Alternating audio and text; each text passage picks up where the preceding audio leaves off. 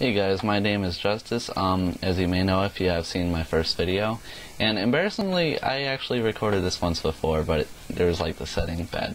But anyway, today I'm going to show you how all the different languages of the internet work together to make beautiful pages like Facebook or other sites like Google. I'm going to keep it simple though, so that anyone can understand what I'm talking about. If you're a web designer, you might not want to watch this because you probably have this all down, or at least you should. But I'm going to make an interactive video for you so that you can understand what it is. And ignore this, because I'm going to do it better.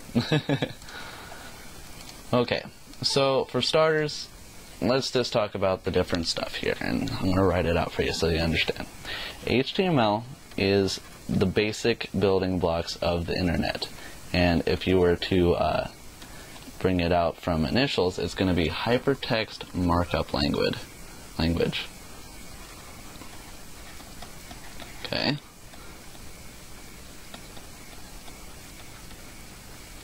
Okay, and I'll show you what that is later, but for now let's keep it simple. CSS is cascading style sheets, and it's basically how you add color and beauty to the web. Okay, so it's my favorite part of the web, and it's really what separates a good site from a great site. If there isn't good professional CSS in the site, it's going to look very ugly, for lack of a better word. And it's amazing what you can do with CSS. Okay, so next thing that we have is JavaScript. Now these are all different languages that require a few weeks of study at least, but I'm going to keep it simple and kind of make sense of it for you guys. JavaScript is what makes a website interactive. Like when you hover over a link and it makes an underline under it, that's purely JavaScript and CSS. Also, what we have next is PHP and ASP. Now, they both have the same function. If you were to make a post, okay, I'll show you more details later, and send it to the server to process, then that server is going to use PHP or ASP to figure out what to do next. If you want the initials, it's going to be a pre-hypertext processor, and also Microsoft who knows what. I would actually recommend learning ASP because there's a whole bunch of different features for it, as you might expect from Microsoft, but for now I'm keeping it simple with PHP. It's my preferred language. And then there are other languages like jQuery, which sounds funny, but it's basically how you add animations to the web, like what you would expect in a PowerPoint presentation, and a whole bunch of other stuff. Okay, and then XML, doesn't look like an X, but XML is basically a database that you can create your own, but create by yourself and send to the server. That's for another tutorial. Okay, so now to make sense of it.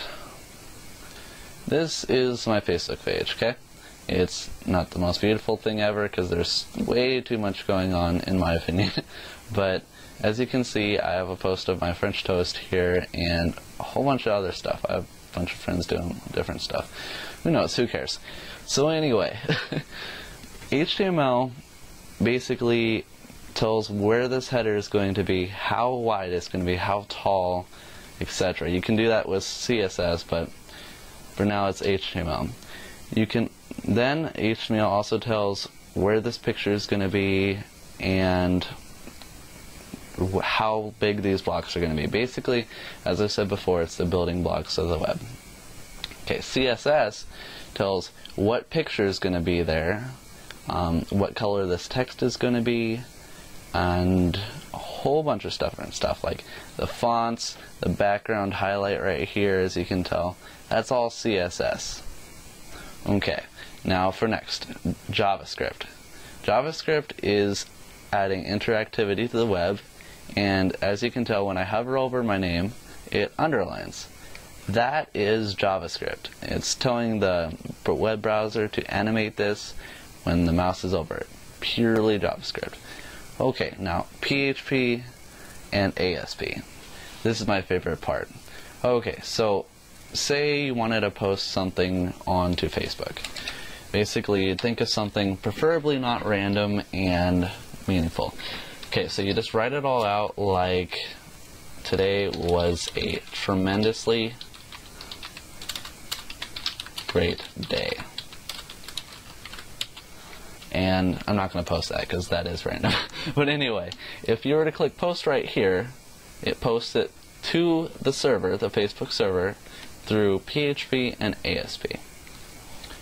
And it works like that with a whole bunch of different stuff too. I mean, if you're to upload a picture, again, that's through PHP to the server. It's as simple as that. Same thing with ASP. Alright guys, well, now that you've got the basics down of the web, and hopefully you learned a bit from this video, you can really start to study, should you want to, about web design and how it all works out. The hardest part when you're trying to learn web design is trying to figure out how these all work together so that you can make sense of it and remember it. Otherwise, it's a whole bunch of random stuff you have to memorize. So that's my video today. Just making sense of the web.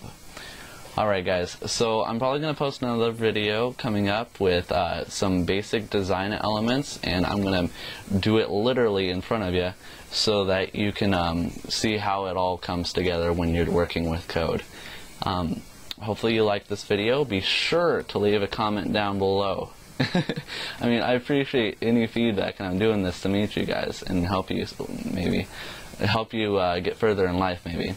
So anyway, leave a comment below, tell me what you think of it, and have a great day today.